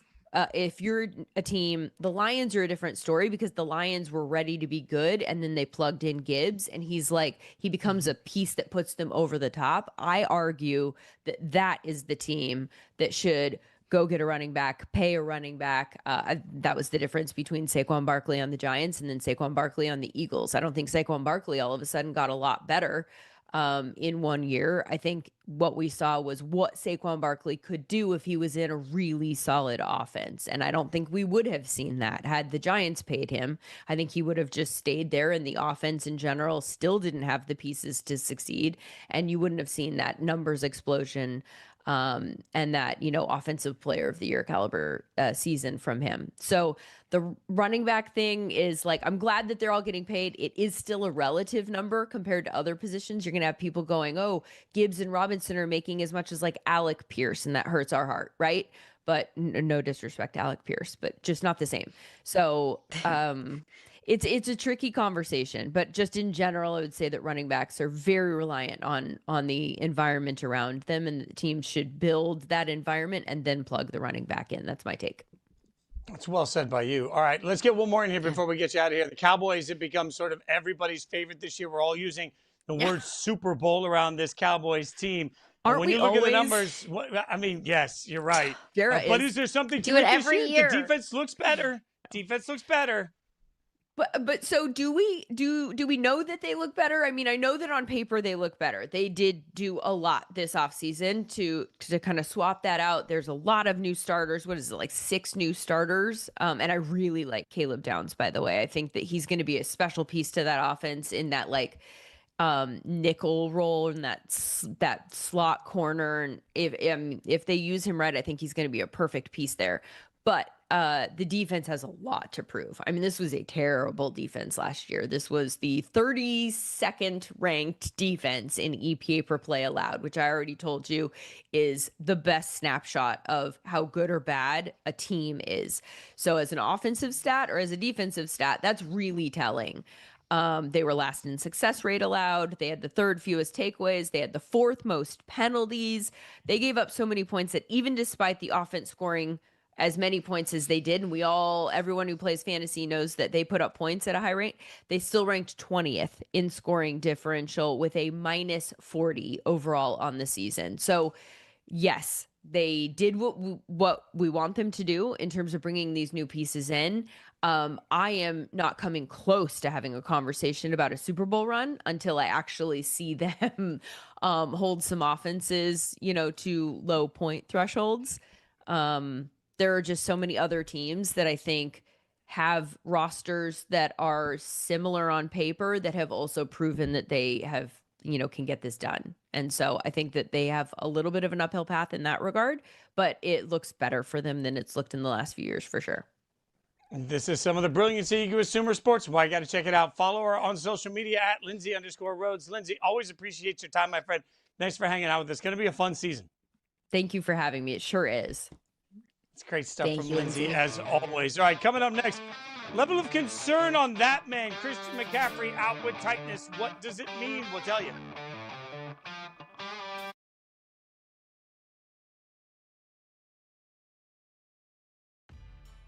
We're going to talk about Alan Graves, who looks like a hit of a draft prospect for the Toronto Raptors. Looks sensational, man. I thought the shot was there. You talked about the percentage, but also most of the shots were off of the catch above the break. Just a good sign in terms of his positioning. And I think for the Toronto Raptors, a team that already has so much size, adding Alan Graves to this, it almost feels like some of those championship Raptors teams. I can't predict the future, and I know that it's a long process. And it's not just my decision, but at the same time, I'm gonna give the doctors and the coaches every single opportunity they can to let me be out there week 1, and I don't want to miss that game because that's the team that won the division while we were gone, and you want to be out there and ready to go with your teammates. And so hopefully the doctors and the coaches give me the green light, and I'm able to go out there with my guys and compete against one of the best teams in the league. They have to have better details on the back end because that was their greatest qualm last year, especially on 3rd down. They were just a mess. Bad tackling, bad angles, slow to react. And this is a great stat from Next Gen Stats. First opportunity depth of tackle. So the first time they're able to tackle somebody, what's the depth of tackle? Theirs was the 2nd highest in the league last year, 4.9. The Cowboys were the only ones higher. So they were late to react. So there was a perfect stat to match the eye test there. But that just has to get better. More than anything, that's what I'm focusing on with this defense.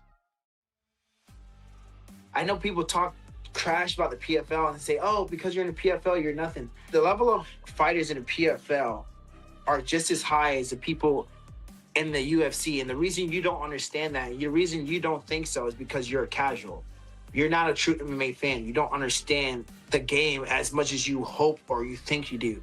If I ever gave a damn about what somebody thought up until this moment, I would not be the champion. Christian McCaffrey is due to make $12.5 million this year. His, quote, tightness emerged days after Bijan Robinson and Jahmyr Gibbs reset the running back market. Some think McCaffrey is holding in the hopes of getting a new deal. I always get nervous speculating about these sorts of things, Caroline, because certainly Christian McCaffrey has had an injury history. 2 years ago, we were concerned about it. It was an issue. Last year, we were concerned about it. It wasn't an issue. Now you're seeing everything from a hold-in to whether or not there's an issue. I don't want to speculate until we have more knowledge. I think it's really risky on injuries. But it does allow us to look at the 49ers from two different lenses as we do a little bit of if this, then that. Let's take a look at some different scenarios across the NFL and figure out what it means. So if McCaffrey is fully healthy this season, then If McCaffrey is fully healthy, then the 49ers have a legitimate Super Bowl upside. Am I going to pick them to win the Super Bowl? No, because it's crowded enough in that division, much less in the NFC. But last year, Christian McCaffrey had almost a 1,000-yard season, and the Niners had a top 10 offense and got to the divisional round of the playoffs and just ran into the Seattle Seahawks, who ended up winning the Super Bowl in the divisional round of the playoffs. So I think you can kind of copy that logic and paste it into 2026, that if he's healthy, why can't you expect the Niners to be exactly where they were last season? That even though they were injury riddled around Christian McCaffrey, he was able to keep them on the tracks. There is this moment for me where the 49ers, by reputation, we always think of as a Super Bowl team if they're healthy. I don't know if that's true right now, simply because the Rams are just markedly better than the 49ers. And I believe the Seahawks are better than the 49ers. So while I agree with you that if Christian McCaffrey's healthy, firing on all cylinders, then the presumption is that the 49ers are an elite team. I think the best for the 49ers right now is their playoff teams. And if you get in the dance, you got a chance. Maybe that means they're in that. But I certainly, if I was creating shelves or tiers for the NFL, I would not put the 49ers on the same tier today as the Rams or the Seahawks. They've lost that benefit of the doubt for me. Also, I'm not sure I trust them to stay healthy. Like, we're having a if McCaffrey's healthy conversation, but the if the 49ers are healthy conversation feels to me like a little bit like asking, for the impossible. My mom always said people in hell want ice water. 49ers fans want a healthy football team. It just doesn't happen anymore. Let me ask you this. If McCaffrey's not healthy, if this, then that, what's it mean if McCaffrey does miss substantial time this season? And that's fair to question, not just about Christian McCaffrey, but this entire 49ers team. But to be fair, I will point out how injured they were last year. I mean, they lost Fred Warner for the entirety of the season, Nick Bosa with a season-ending injury. Brock Purdy was out for a considerable amount of time. I mean, they had injuries up and down that roster, and they still, went 1-1 with the Rams, 1-1 with the Seahawks, still found themselves in the postseason. So they weathered a storm that felt almost as bad as possible, and they were still a playoff team. But if Christian McCaffrey isn't available, if he is hurt, if he's on the field, off the field, if he's available for less than half of the season, I think we really need to start having uncomfortable conversations about the future of the roster construction of the San Francisco 49ers, because that would signal to me it's time. The 49ers can get out of Christian McCaffrey's contract after this year if they want to. If he is banged up this year, you do have an aging Mike Evans coming off of a hamstring injury. You do have George Kittle, who's going to be coming back from, was it Achilles, ACL, whatever it was that sidelined him for the end of last year. You have George Kittle, who's only getting older and is banged up and won't be available for the beginning of the season. So I think we need to start talking about a roster reset in San Francisco. Yeah, I agree with that. And a roster reset is daunting because certainly roster resets also create the conversation of, did you get enough out of what you had? Through this era of San Francisco, they've been really close. But in that time of being really close, they've been eclipsed by the Rams in their own division. They've been eclipsed by the Seahawks in their own division. They haven't quite gotten to where they expected to get over and over and over again.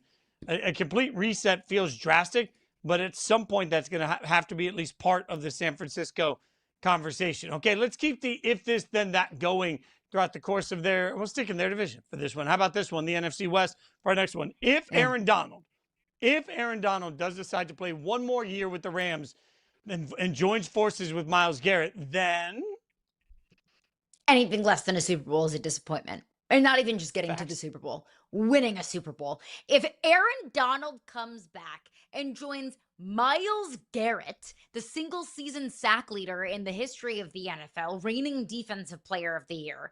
You have Aaron Donald, who won a Super Bowl MVP. And that's just two of the pieces on the defensive line. Combined with the rest of this defense, combined with all of that money that you paid Trent McDuffie, combined with what you have offensively in the reigning league MVP and Matthew Stafford, and the most brilliant offensive mind in the NFL and Sean McVay. If you don't win a championship, that's a disappointment. I already kind of feel that way, even without Aaron Donald, but you plug Aaron Donald in, it is Super Bowl or bust. Winning a Super Bowl or bust, not just getting there. If you don't hoist a Lombardi, that's a disappointment. You're right, 1,000%. I can't disagree with a single word you just said. The only thing I will add to it is, in my mind, if Aaron Donald joins this defense, we should be, my expectation, I won't say it's a disappointment if we don't get there, but my expectation is that we're talking about this Rams defense in 20 years, the way that we talk about the best Ravens defense we ever saw, the way that we talk about the 85 Chicago Bears, like the way that we talk about the iconic once in a generation, oh my God, I can't believe I got to see that sort of defenses, especially in modern football, when you realize the importance and the ability that you have when you're stacking Aaron Donald with Myles Garrett, when you're stacking a defensive tackle with the defensive end that are so capable of destroying every single play. I don't know how you keep your quarterbacks upright against that defense. I think you should be talking about one of the greatest defenses we've ever seen if you add Aaron Donald to Myles Garrett. It's a credit to Myles Garrett. It's credit to Aaron Donald. It's credit to this offseason. The Rams have been aggressive at a level I don't remember. And I know sometimes we scoff at the concept of super teams and the fact that, well, it's not that simple. With this level of talent, this level of coming together, it should be that simple. All right, what about this? We'll go to one team that will be chasing the Rams. Everybody will in the NFC, but one of the most popular brands chasing them will be the Cowboys. All right, we're taking the NFC. They add Von Miller. He just had a good season, 9.5 sacks for the Commanders. If Von Miller has the type of season that he had last year, if he has a good season this year, what does that mean for the Cowboys? I know football doesn't work this way, but just humor me for a minute. If we want to apply logic from last year and, spin it forward to this year, if you want to apply what Von Miller did last year and just put it on the Cowboys. Again, football is not just copy and paste, but that's all we have is just on paper for now. The Cowboys last year had 35 sacks. That's ranked 24th in the NFL. And frankly, that's even higher than I thought it was because the Cowboys defense last year stunk. But if you add Von Miller's 9 sacks last year on the Commanders to what the Cowboys did last year, well, all of a sudden your 35 sacks ranked 24th in the league goes to 44 sacks ranked 12th in the league. If the Cowboys had the number 2 ranked offense last year with the number 12 ranked defense, like that's a Super Bowl contender. So just alone adding what Von Miller did last year to what the Cowboys did last year, all of a sudden, in my opinion, takes them from 7-9-1 to a legitimate contender, not just in the NFC, but in the NFL. Von Miller did all of that last year on a Commanders team that stunk, and he did all of that on 250 snaps. I think we need to understand that Von's only coming in the game when he's rushing the passer. He's not even standing on the field unless he's going after the quarterback. But he'll have the opportunity to do that even more when he's playing on a team with an offense that puts up a bunch of points. You're going to have to throw the ball a lot against the Cowboys to keep up with that offense over the course of the year, which means Von Miller is going to have more opportunities to sack the quarterback. This feels like a home run signing for a defense that's been completely rebuilt. I feel like I'm the one most years coming in and saying, just shut up about the Cowboys. It's been a narrative for me for 10 years in this business. This is the first time that I'm actually stepping back and saying, well, I don't know. I mean, maybe this feels different. Like, you're right, Caroline. This is an offense that can destroy anybody. All they need is just NFL average defense. I think Von Miller is one of many pieces this year that gives them the opportunity to be more than just average. I think the Commanders, they're up there. I think the Cowboys, in my mind, have a real shot at winning the entire division, and I think we should start having a different conversation about Dallas. Look, they're not in the same stratosphere as the Rams, so maybe it doesn't break the Super Bowl slump, but I think they're definitely on a tier higher than any of us expected. When we talk about top tier, first name that comes to my mind, Stephen Godfrey. We're going to talk to him about all things college football rankings, all things Texas, who's overrated, who's underrated, who are we sleeping on. The great Godfrey coming up next.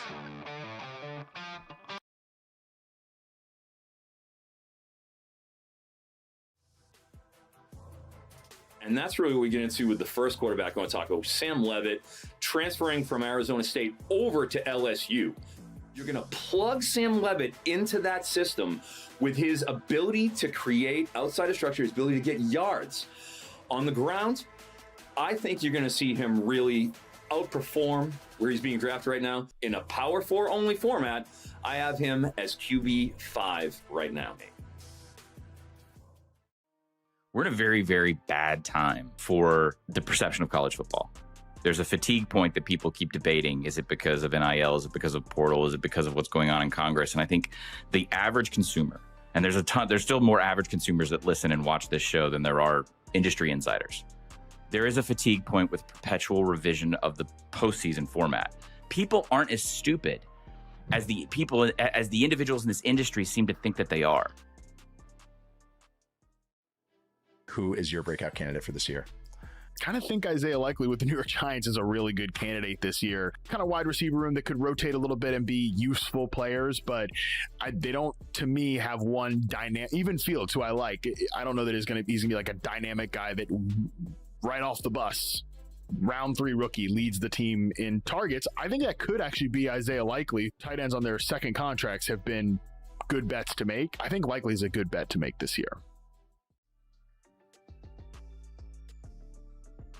How is your recovery going? It's going good. It's a long process. I think that's what I've learned throughout this entire thing. And so all I can do is be as great as I can be every single day. It's tough. You have to just maximize that day and then slowly get better and better as the year goes on. And so just having the guys back and getting to be back on the football field will kind of get me going in order to get ready for the season. The first AP preseason poll just dropped yesterday. Texas ranked at 5. Let's figure out if that's right. Stephen Godfrey joins us now, a great friend of the show. Yeah, we're just getting right into it. Did they get it right? Is Texas properly ranked? We've seen none of these football teams. We know nothing about them. Is Texas properly ranked? Say it on the record so we can get you to share it on social media. Yes? Wow. We're in like November mode right now. Just like deep football season. Okay. Today on the College Football Inquirer over at another part of Yahoo, we are going to discuss this. I am not a big fan of preseason polls. I would also remind everybody that the AP poll is voted on by a bunch of dudes like me who never played college football, okay? It is not particularly good at prognosticating the season as of late. Hey guys, I asked this on the show. I just want to get your opinion. How many teams do you think started in the AP poll last year out of 25 made it at the end? You tell me. I don't know. 13. 6. Oh, okay. All right. See, you know what, Carol? I like that energy. You're even more skeptical. I'm a pessimist. Yes, absolutely. So what that says is basically every other team that we're looking at on this poll won't even be there, let alone placed where we think they will be. Texas is a fascinating case study because it has the highest level of expectation, maybe of almost anyone in this poll. It's not okay to just make the playoff. You got to make the playoff and win. You've got a legacy name at quarterback that underperformed by a mainstream expectation last year. And then there's still a lot of nuance around that. Like how Arch Manning was or was not kind of prepared to go into the 2025 season, I think is still a decent conversation topic in 2026, because let's wind it all the way back. Do you guys remember this? Everybody was kind of saying it was the hype cycle that was Arch's problem. It was us in the media. We did that last year, and not maybe the fact that he didn't take a lot of sequential snaps under center the year before. He was more of like a gadget, kind of like a one play. It was almost like a Tebow thing when Tim Tebow debuted all those years ago and Chris Leak was a starting quarterback. And then we threw him to Ohio State. We threw him to arguably the best defense in college football last year. That was his week 1 opponent. So I'm really, really interested to see what a steadier progression looks like for him. But, oh, by the way, they do get Ohio State in week 2. I don't want to say I told you so, but I will, because I remember sitting here at this time last year saying, maybe let's slow our roll. I don't care what his last name is, but he is a first-time starter. And sometimes, whether your last name is Manning or whether your last name is Godfrey, sometimes it just takes some time to ramp up and learn what's expected of you. And so everybody expected Arch to be a Heisman Trophy winner and national champion last year. Since he wasn't, everyone's saying he sucks. And I'm like, well, I don't know. After Red River, he had 14 touchdowns and only 2 picks. Maybe he developed. Maybe he learned. Maybe he got more comfortable in his role. I don't know, maybe that's crazy. And then CBS comes out and calls Arch one of the most overrated college football players going into this season. Which is that nuts. fair? Yes. No, of course not. We love to build up and strip down. It's so stupid. By the way, I looked it up. Jeff Godfrey, quarterback, 2014, Central Florida. There was a Godfrey quarterback. Just throwing that out. Okay. Don't know if we're kin or not. Was that a Heupel quarterback? 14 would have been. maybe Yeah. before his Here's time? the other interesting wrinkle. Positions: quarterback, wide receiver, and slot back. So moved around, was quite athletic. Probably not related to me. No, it's not fair. Of course it's not fair. Some of this is inevitable. You know, I started my career in sports writing. I'm the same age as Eli Manning. I was at the same university at the same time. I watched this machine, and it wasn't even as big a machine. You didn't have Omaha Productions. You didn't have your two uncles. Like, I was about to say Manning, a media company, and I swear to God that was not intended as a pun. I promise. I'm not there. Well, I'm not in midseason form, unlike Fitz. The Manning name has never been bigger because of all the accomplishments of the previous generation. So, no, it's not fair. However, I also don't know if it was necessarily a hype cycle so much as it is like we have a business and the business is to talk about things. And we know that expectation and interest ramp up. It's really after the 4th of July. We've talked about this on the show before. You come back from the 4th of July and a significant amount of this country starts to talk about college football. The problem is you have the media days events. You don't have any football. It's almost Labor Day, right? We have week 0, the last, that's 2 weeks from now. So we have to fill our time with something. And when you have a name like that at an institution like that, yeah, of course, we're going to over-index on talking about it. But I don't necessarily think that affected Manning.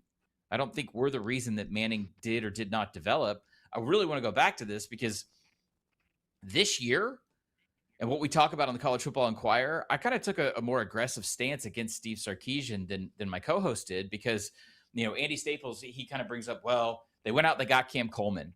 They kind of realized they couldn't just sign and develop the offensive line from like a high school standpoint, the way that we used to do 10 years ago. You got a portal. My response to that is, did you need to be told that? Did you need to go into last season with an ineffective offensive line behind one of the most hyped quarterbacks of the last decade? Did you need to know that you needed premier wide receiver talent? Why do you think that we're not having this conversation about Julian Sayin right now? Like, do you know who Julian Sayin throws to? He throws to a better receiving core. This is something that I might have forgiven if you were talking about a little bit more of a national title upstart. So if this was one of like an Ole Miss, if it was like South Carolina a couple years ago trying to build around Sellers, or there are programs where I could understand, hey, you haven't been at the apex. Texas is going to tell you they're as good as Ohio State as an overall machine. So why did you need to be told that you had to have premier wide receiver talent for your quarterback? I think if this team does not deliver at the absolute highest level, and I'm going to be really clear here, Final Four, double-digit wins, late January play, we're going to have a serious referendum on Steve Sarkisian. It does not make sense. I mean, here's one of the things that has happened. Like, I will agree with you, Godfrey. We shouldn't be overcorrecting on players like Arch Manning. And even if we do, it doesn't impact Arch Manning. Arch Manning is going to go develop. The court of public opinion does impact the Buddy Garrity's all over the world, like the people that are giving money to programs, right? And so in Texas, where you got all the Buddy Garrity's that are sitting there saying, you're asking me for $50-60 million a year, that's got to have some return on investment at the level that is now being invested in. I don't think it should clap back to Arch. It should be part of the way that Sark is judged, though, right? No, absolutely. I totally agree with you. I mean, the difference between Texas and pretty much everyone else in college football, with the exception of like Ohio State, maybe now Notre Dame, Michigan, right? I mean, Bryce Underwood fetching a $10 million payday thereabouts. Like, there are a handful of schools where the boosters aren't necessarily kind of sitting there with their arms like, you want how much money from me? Texas says, here's a bunch of money. I'm insane and rich. Let's go win football championships, right? So does Texas A&M, a handful of other schools. LSU wants to be in that conversation. Georgia wants to be in that conversation. So to me, Fitz, it's even more galling that you didn't even have to squeeze blood out of the stone. It just, I really am struggling with the idea or this crafted narrative of like, well, they've adjusted and they've put the weapons around him. That should have happened. That should have happened last year. You should have been more ready for this development. And also, this is armchair and it's hindsight. I get that. Texas was chasing a national title when Sam Ehlinger was the quarterback. But there was a very specific and much debated decision to not rotate Arch in more. Like Arch would come in on particular down and distance situations to run particular plays. To call it a gadget back or like a special weapon play, that's like sliding Arch. But if you were going to invest this much and you knew you had this legacy name with this legacy expectation, I really am curious about the overall development plan that was put in front of the Manning family, the Manning machine for Arch. Because if it does not pay out now in 2026, I'm not saying if you lose to Ohio State, it's all over, but it's getting close. I would love to be insane and rich. That sounds like a blast. I got half of it We down. know. Yeah, I'm just waiting on the rich part. Yeah. We know what the expectations for Texas are. They're not going anywhere. No. But what gives you confidence that they can actually deliver on those expectations this year? Understanding their left tackle Trevor Gooseby just left practice yesterday with a knee injury. This may be the most monitored offensive line injury of the entire preseason, that maybe more than I can remember in at least a few years, guys. I'm not trying to oversell this, but one of the reasons, look, I get it. In the social media world, when you have the big brand name on the back of your jersey and your uncles have won Super Bowls, people are just expecting you to have this sort of religious deity level of like plug and play. He's going to win as many Heismans as he starts. But their O-line sucked last year. They were not good. They were not ready. They got better as the year went on, but to lose him now, I think would be devastating. And we don't know. This is all speculative. We're in that practice injury window where, and it very much is like the pros now in college, especially at a place like Texas, where something's going to happen in practice, someone's going to leave. We're going to have that 24 hours so we can test and we can scan. I really don't. I mean, if you're leaving practice with any describable knee injury at left tackle and we're waiting on tests, there are only bad outcomes. It's just the degree to which how bad they are. And they have depth, but please don't, like, if you're listening to this or you're watching this in a week from now, they're like, oh no, they're going to play. No, this is a blow. This is a blow. This was their Achilles heel on offense last year. It limited Arch. It limited their development, specifically against Ohio State, which was a truly superior defense. But then also, if you look at the Florida game, right? They started to figure it out at Red River, which is convenient because it's a rivalry game that those Buddy Garrity's care a lot about, Fitz. But this just puts that much more pressure on the situation. So while we're talking about pressure, we had the top 25 up earlier. Outside of Sark, who stands out to you as under the most pressure, coaching-wise, under the most pressure coming into this college football season? In sort of a pure hot seat sense? Yeah. It's a really good question. I think it's a little trickier this year because we had a ton of turnover last year. That doesn't mean we won't see turnover this year. So I'm going to bounce around and give you some names. I think the entire reframing of how we're talking about Clemson and Dabo Swinney and where that program's at is definitely worth examining. The one I would quietly keep an eye on is Oklahoma. They righted the ship. Things were periodically bleak at Oklahoma for the Brent Venables era, especially after that loss. Was it at home to Ole Miss where you kind of felt like, oh, that's the team that's going to take their spot? You want to go back to that AP poll for a second, guys? I just told you half of it is going to be fraudulent. That's what the math tells us. And in recent years, the percentage of those teams that survive is going down, which means that we're getting worse at prognostication. It's not just the AP poll, but it's the coaches poll. But I want you to look at 8, 9, and 10. Ole Miss, Oklahoma, Texas A&M, really in any order. And then you have LSU right there underneath at 11. You're all essentially the same thing, vying for the same position, and you're going down the same path.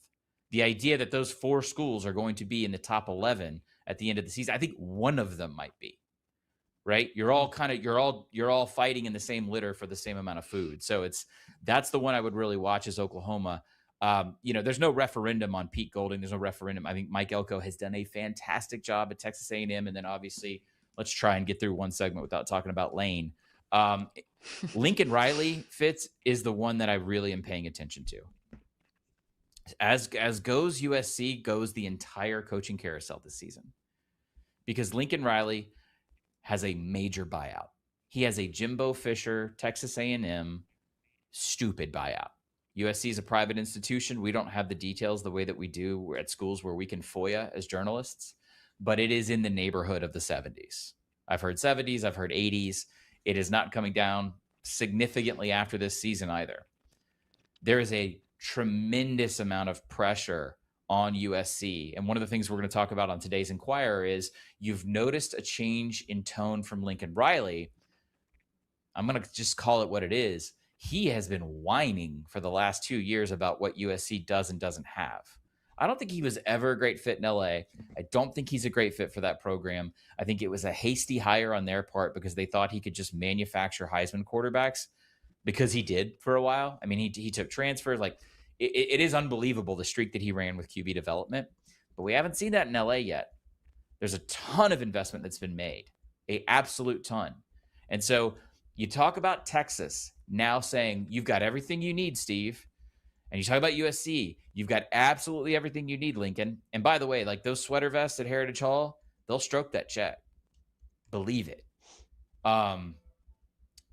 We don't talk about let's go back to the poll for a second. You guys remember where Penn State was this time last year? Penn State was national championship or bust, right? Mm. No excuses. We spent a ton of money on wide receivers. We spent a ton of money on skill positions. We're tired of hearing James Franklin talk about what he doesn't have.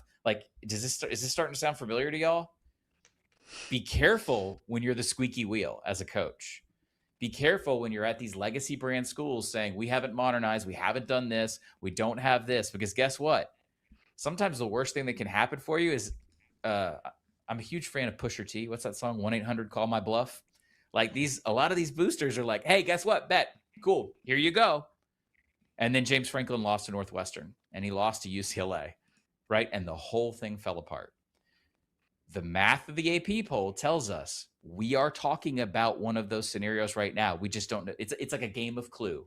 We don't know which multi-million-dollar coach is going to be really, really sad that he couldn't stop complaining for 2 years. You guys can check him out, obviously, on College Football Inquirer. Follow him on social media. Stephen Godfrey, as always, my friend, you are the best. Thanks for hanging out with us, brother. See you guys soon. Every week, I'm back. I'm like the roommate again. Cannot wait. We're back, we'll make sure that we get the hottest takes from the minute the mic cracks open. The hottest. Buddy, we're pin you in for the we're hot previewing week 0 next week. We got tackle football next Saturday. Let's go. Why do I have so much adrenaline when I hear that phrase? All right, Godfrey. Right? I'm getting my personality Follow back. my Twitter. God, Saturday next week is going to be electric. He's the best. We appreciate Stephen Godfrey's time, as always. You'll see him every week with us. All right, coming up next, you sure about that? Deep dive on some of the NL and AL wildcard picture action you didn't know you needed.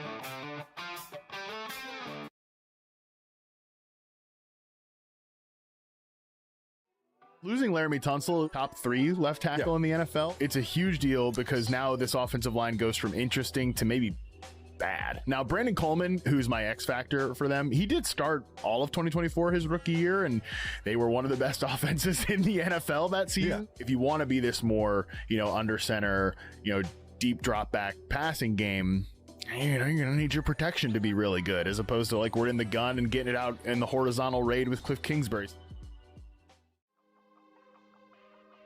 Who there tempts you the most, and is it Drake May because your heart is aflutter still for Drake May? It is Drake May. If you draft Drake May, you ask yourself, are we still on the front 9 with A.J. Brown? Is he going to win the breakup with the Eagles? Is Romeo Doubs, did they overpay for him and overslot him, or is he really an impact player? It's going to hurt me when I don't draft Drake May this year. I don't think I'm going to do it very often. I may not even do it at all. The thing with Derrick Henry, which I really admired with him with the Titans for sure. You see 22 on the field, you know he's getting the ball. You know Derrick Henry's coming. Derrick Henry was the focal point of that offense for years. But guess what? Still, nobody stopped him. With Derrick Henry, yeah, he's another year older, but he does not look another year closer to falling off. He does not look another year closer to slowing down. And he seems like he can go for as long as he wants to. Darian Mensah was not the only player who left Duke that day to go to Miami. His best receiver, Cooper Barkate, went with him. He was the best receiver in the Ivy League at Harvard in 2024. He graduates from Harvard. He hops in the portal, goes to Duke, and has 1,100 receiving yards at Duke last year. Well, now he goes to Miami. Harvard to Miami. How can you not love this sport right now? This is fantastic. Leadoff home run for number 29, walk-off home run for number 30. PCA joins the 30-30 club in style, becoming the first person in Cubs history to ever have a leadoff and walk-off home run in the same game. It's tough to make Cubs history because they've been around for 8,000 years. That's the actual number. Don't double check it. But that brings us to an MLB edition of our Tim Robinson theme segment. You sure about that? You sure about that? That's where we'll give you a take and we'll figure it out Tim Robinson style, whether or not we're in on this. PCA has the NL MVP. A lot of initials right there. Locked up over show. Hey, you sure about that, Caroline? Locked up is a tricky word, but I'm not going to say locked up. I do think there is a very fair and very good chance of Pete Armstrong, though, winning NL MVP over Shohei Ohtani. The numbers speak for themselves, right? We can compare Shohei and PCA's numbers all day long, but both have gaudy offensive numbers at least. Here's what I think can push Pete Armstrong over the edge. Let's remember that it is humans who vote on NL MVP and AL MVP in general. It is people, actual people who cast their votes. There are inherent human biases that exist in these awards. I do think that there is probably a handful of people, maybe a majority of people who are saying, look, Shohei wins this thing every single year. Shohei can win NL MVP every single year. If there is somebody else who is in contention to win the award, I'll vote for that person because there's a very high chance and high likelihood that Shohei will be in contention next year. Is that fair? Is that right? That's up to you to decide. But that is what happens when you have actual humans voting on the award. With all that being said, I thought that was going to be a factor for AL MVP last year when it was Aaron Judge versus the Big Dumpy, but clearly that didn't, make enough of a difference. But I do think that is a factor at hand here. Yeah, and let's not even, by the way, get started on the fall off of the Big Dumper. That has been something of historic levels. Look, I'm in for the concept of this, but also I think so much plays into how the rest of the season plays out, right? Like, as we'll get into in a moment, the Cubs are certainly in a wild card situation that makes a lot of sense. And I do think you're right. We do, over time, not only when you have humans voting on these things, we normalize greatness. I say that all the time, and I think there is some element of that with Shohei. What can Shohei do that makes everybody stop and say, oh my God, I can't believe that. I've never seen that before.